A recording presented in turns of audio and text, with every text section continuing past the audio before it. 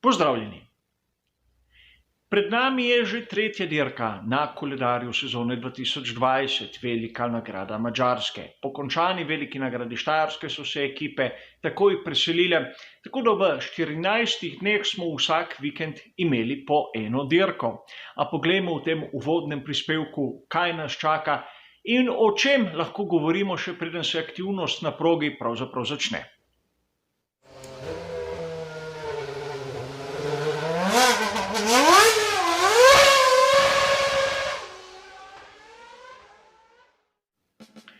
Kljub nekaterim glasnim, a nikoli potrjenim govoricam, se bo Velika nagrada Madžarske izvedla na Hungaroringu.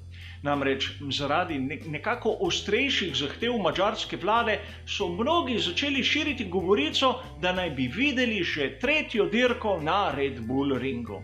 Seveda, izkazala se je kot popolna nebuloza, dirka bo na Madžarskem tako, kot mora biti, in res, madžarska vlada je malce zaostrila pogoje za tiste člane ekip, kateri prihajajo izven Evropske unije in Velike Britanije. A vseeno vidimo, da pedok je nekako organiziran podobno kot tisti, ki smo ga videli v Avstriji. Bivalniki za voznike, ni tistih hospitalitijev, malce več prostora za vse ekipe, a raje kot to se posvetimo za trenutek progi. Vidimo, da so na Madžarskem naredili določene izboljšave, vsaj kar se tiče robnikov. In tu bi rad vašo pozornost usmeril na tisto belo črto ob robniku. Namreč ponavadi te bele črte nudijo bistveno zmanjšan mehanski oprijem na pnevmatike bolidov Formule 1.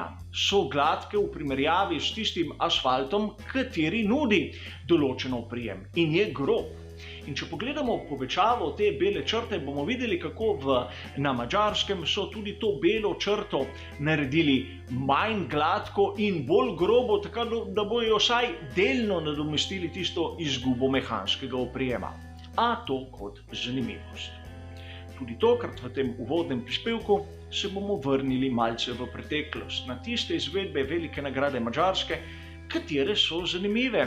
A tokrat ne bomo šli dosti v preteklost, vrnili se bomo v sezono 2017, na tisto izvedbo Velike nagrade Madžarske, katero pogosto krat omenjam v tem obdobju. Pomembna je zaradi dveh dejavnikov.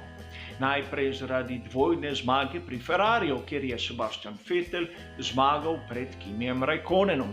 Treba je poudariti, da takrat Sebastian Vettel je imel okvaro na bolidu, namreč njegov krmilni sistem ni deloval, zvil je eno izmed tistih ročic. Kimi Raikkonen je branil položaj svojega vodje in tako ga ščitil pred napadom voznikov ekipe Mercedes. In tu pri Mercedesu se je zgodilo nekaj zanimivega, namreč Valtteri Bottas je bil na 3. mestu, Lewis Hamilton je bil na 4. mestu. A Lewis Hamilton v zaključnih fazah dirke je bil hitrejši od Valtterija Bottasa in zato je prosil ekipo, če se mu lahko Bottas enostavno umakne, da ga ne zadržuje, da se bo skušal boriti s Ferrarijeva. In seveda Bottas je poslušal, se odmaknil, Hamilton je šel v boj, a ni mu uspelo.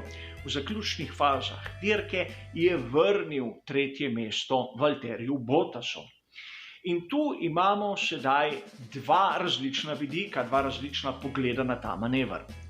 Iz tistega športnega vidika čisto plemenito dejanje Lewisa Hamiltona, kateri je poskusil, ni mu uspelo in je vrnil Bottasu tisto, kar mu je bilo podarjeno. A po drugi strani ne smemo pozabiti na tisto, kar je rekel pokojni Niki Lauda. Ni toliko važno, na kak način dosežeš točke. Važno je, da jih zbereš čim več. Vsaka točka, tudi polovica točke šteje. In po svoje, z vidika osvajanja naslova svetovnega prvaka je imel še prekleto prav. Torej, vsak se lahko odloči, kaj je bolj prav, a mislim, da v takih primerih je treba gledati na obe strani. In preden se spustimo na tehnične poglede proge, ki nas čaka, je treba omeniti še nekaj. V lanski sezoni 2019 je zmagal Lewis Hamilton pred Maxom Verstappenom, Ferrari je bil tretji in četrti, a njihov zaostanek na Madžarskem je bil grozovit, več kot minuta. Imejmo v mislih tudi to, ko bomo gledali podatke in se nekako pripravljali na dirko, ki nas čaka. In če se vrnimo na sezono 2020 in tisto, kar nas čaka, se moramo najprej obregniti ob pneumatike. Te so v bistvu iste mešanice, kot smo videli na prvih dveh dirkah, C2, C3 in C4. Vemo, izbor je standarden, torej tu nobenih sprememb, nobenih presenečenj. Kar sem govoril o dolžini kroga, glede tiste gneče in podobnih zadev, se ponovi na Madžarskem. Namreč na veliki nagradi Avstrije in veliki nagradi Štajerske smo videli 71 krogov, tu jih bomo gledali 70 krogov. Torej, stvar je primerljiva, čeprav je lahko dolžina kroga malce daljša. Ukolikor koga jo zanimajo te podrobnosti, ima vse opisano v prejšnjih prispevkih. Hungaroring je čisto drugačna proga od tistega, kar smo videli na Red Bull ringu. Namreč, če pogledamo te vrednosti, katere nam da Pirelli, in primerjamo naprimer tiste z velike nagrade Štajerske, vzel sem enega od obeh preglednic, vidimo, da so vrednosti totalno v nasprotno smer. Edina vrednost, katera se je zmanjšala, je tista, ki se zadeva zaviranja. Namreč braking, vidimo, da ima tu vrednost 2, na veliki nagradi Štajerske je imela vrednost 4. A vse ostale so bistveno više. Če pogledamo traction, ima vrednost 4, predtem jo je imel 3. Tire stress, to se pravi, koliko je podvržena stresu pneumatika, ima vrednost 3, prej je imel vrednost 2. Bočna sila ima vrednost 4 sedaj, predtem je imela vrednost 3. Grip ali oprijem ima vrednost 4, v Avstriji vrednost 2. Abrazija, vrednost 3, v Avstriji vrednost 1. In downforce ima vrednost 4, predtem je imela vrednost 3. Torej, vidimo, že iz teh številk lahko razberemo, da gre za čisto drugačno progo, da ne gre za tisti stop and go, to se pravi ravnine, kjer pospešujemo, močno zaviramo in nato oster ovinek, ampak za progo, kjer ravnine in končne hitrosti niso tako pomembne, kot je pomemben tisti oprijem, tako mehanski kot aerodinamičen in visoka hitrost skozi ovinek. In sedaj, če pogledamo, kaj je predlagal lani Pirelli kot možne strategije, se bomo malce začudili. Namreč, če pogledamo tisto preglednico, nam bo jasno, da je predlagal v bistvu tisto strategijo, ki smo jo videli na veliki nagradi Štajerske pred tednom dni. In seveda, kar sem povedal te vrednosti le trenutek prej, nam je jasno, da težko bodo te pneumatike na taki strategiji zdržale. In tudi, če pogledamo zmagovalno strategijo, vidimo, da je šla na 2 postanka, medium, hard, medium. Sedaj, 1 ali 2 postanka. Vemo, ko je pneumatika dala skozi svojo življenjsko dobo, začne voznik voziti na bistveno previsokih časih, da bi lahko zdržal do konca. Videli smo naprimer pri Maxu Verstappenu na veliki nagradi Štajerske. Zato lahko upoštevamo tudi strategijo z 2 postankoma, odvisno, kar bomo videli na prostih treningih in seveda tudi kvalifikacijah. Problem je v tem, da morajo vozniki dobiti tisto pravo mero, da bodo pneumatike zdržale praktično v nekem pametnem ritmu z 1 postankom. Ukolikor jim to ne bo uspelo, bomo lahko videli v zaključnih fazah dirke kar veliko serijo postankov. In seveda pustimo to zdaj za naslednje prispevke. Nekaj, kar bo vsakogar izmed vas verjetno zanimalo, je vremenska napoved. Pogledal sem nekaj različnih vremenskih napovedi in poudarjam, gre za napoved. Videli bomo v resnici, kaj se bo zgodilo. Možnost neviht je v petek in v soboto, popoldne in zvečer. Različne napovedi dajo različne ure neviht. In seveda nekatere dajo tudi možnost dežja v nedeljo, a še zmeraj tam okrog 50-60%. Kar je nekako enako pri vseh napovedih, je to, da v petek in v soboto bodo temperature izjemno nizke.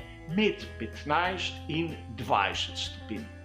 Ukolikor bo v nedeljo sončno in ne bomo videli neviht, bomo lahko uživali kar v svežem vremenu med 20 in 22 stopinj, kar zna biti tudi eden izmed tistih faktorjev, kateri zna vplivati na razmerje moči na štartnem razporedu.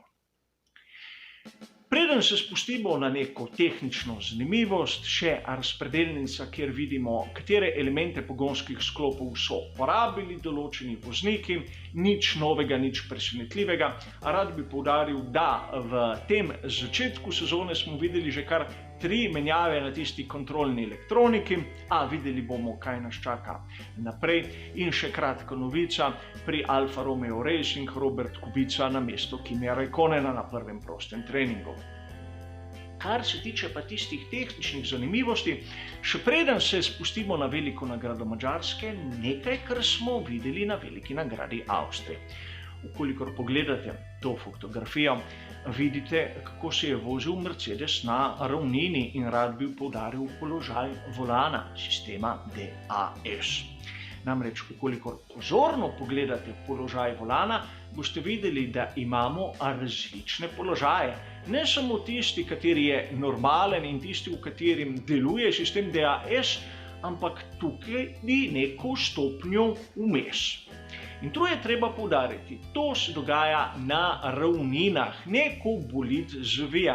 Torej bi lahko sklepali, da gre res za tisti sistem, kateri pomaga ohranjati temperaturo pnevmatik.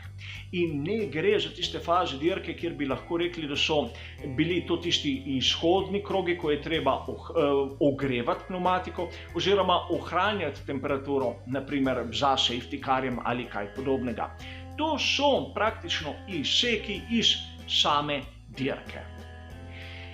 Poraja se zelo zanimivo vprašanje, zakaj so pri Mercedesu sploh šli v razvoj tega sistema DAS. Nudim vam eno možno razlago. Namreč spomnimo se, da v preteklosti so govorili, da bi nekje sedaj ukinili grelne blazine za pnevmatike. Torej pri Mercedesu so šli z razvojem v tisto smer, da bi to prepoved uporabe tega elementa čim bolj izničili, kajti dobro vemo, da hladna pnevmatika ne daje oprijema. In verjetno to je samo ena izmed možnih razlag. Toliko za uvodni prispevek za veliko nagrado Madžarske 2020. Jutri sledi tisti prispevek pred kvalifikacijami, kjer se bom v začetku osredotočil na tehnične novosti pri ekipah in na to po drugem prostem treningu nekako nakazal, kaj lahko pričakujemo na samih kvalifikacijah. Zaenkrat hvala za vašo pozornost in nasvidenje.